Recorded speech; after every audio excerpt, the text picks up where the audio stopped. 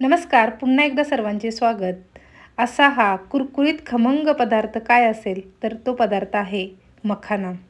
अगदी साध्या सोप्या पद्धतीने बनवलेला आहे आणि चवीलाही छान आणि आरोग्यासाठी खूप टेस्टी आहे, हेल्दी आहे।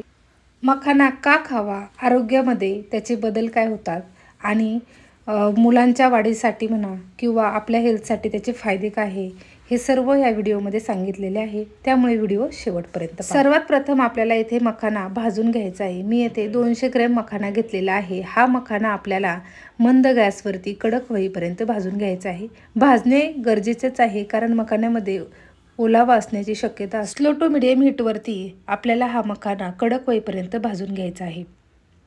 200 ग्रॅम मखाना मी घेतलेला आहे। 200 ग्रॅम मखान्यासाठी आपल्याला इथे 100 ग्रॅम गूळ लागणार आहे आणि 1 टीस्पून तूप लागणार आहे। यावर्षी भरपूर थंडी आहे। थंडीमध्ये गूळ खाणे गरजेचे असते, तूप खाणे गरजेचे असते, कारण लहान मुलांच्या वाढत्या वयासाठी मखानाही तितकाच फायदेशीर असतो। तूप टाकून घेतलेले आहे, त्यामध्ये आपण आता हा 100 ग्रॅम गूळ टाकलेला आहे। 1 वाटी जर गूळ घेतला तर 4 वाटी आपल्याला इथे मखाना लागणार आहे। तुपामध्ये गूळ छान 1 मिनिटभरात हा गूळ मेल्ट होतो।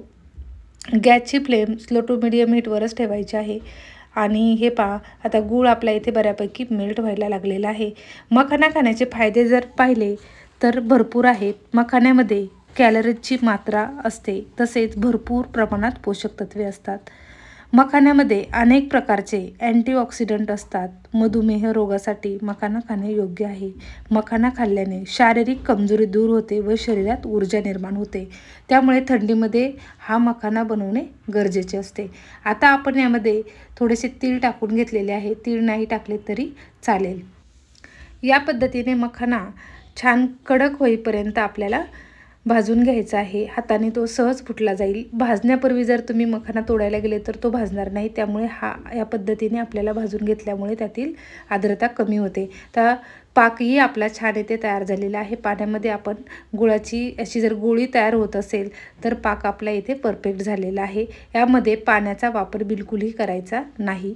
आता भाजून घेतलेला मखाना यामध्ये टाकून घ्यायचा आहे आणि छान एकजीव होईपर्यंत हे मिश्रण आपल्याला व्यवस्थित मिक्स करून घ्यायचे आहे। Calcium, phosphorus, magnesium, protein, carbohydrates, निरोगी चरबी, सोडियम, फॉस्फरस, लोह, कॅल्शियम, विटॅमिन बी सारखे सर्व घटक या मखान्यामध्ये चांगल्या प्रमाणात आढळतात आणि थंडी असल्यामुळे आपल्याला ही भूक भरपूर मोठ्या प्रमाणात लागते। संध्याकाळचा नाश्ता असेल किंवा सकाळचा मुलांना टिफिनमध्येही तुम्ही हा मखाना देऊ शकता। मुलांच्या आरोग्यासाठी तर हा फार फायदेशीर आहे आणि बनवणेही तितके सोपे आहे। बाहेरचे स्नॅक्स खाण्यापेक्षा तुम्ही जर असे हेल्दी पदार्थ घरात जर बनवले तर मुलेही आवडीने खातात आणि त्यांचे आरोग्यही चांगले राहते। आता ह्या तुम्ही थंड झाल्यानंतर याचे असे लाडू बनवू शकता। मुलं आपले मग आवडीने खेळता खेळता ते खातात। खाण्याचे प्रॉब्लेम आपल्याकडे सर्वांनाच माहीत आहे। लहान मुलं खायला खूप त्रास करतात, मग त्यांना तुम्ही असे हे हेल्दी पदार्थ बनवून देऊ शकता। येथे मखाना बऱ्यापैकी कढईला चिकटलेला आहे।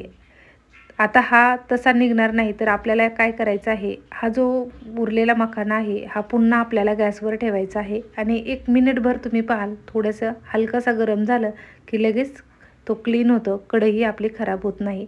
हे पहा अशा पद्धतीने एकदम मस्त असा आपला कुरकुरीत पौष्टिक खमंग मखाना येथे तयार झालेला आहे। रक्त पातळी नियंत्रित ठेवण्यासाठी, वजन कमी करण्यासाठी ही मखाना उपयोगी आहे।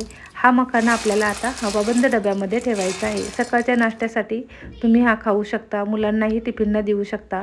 अशा पद्धतीने अगदी साधी सिंपल सोपी रेसिपी येथे आपली तयार झालेली आहे।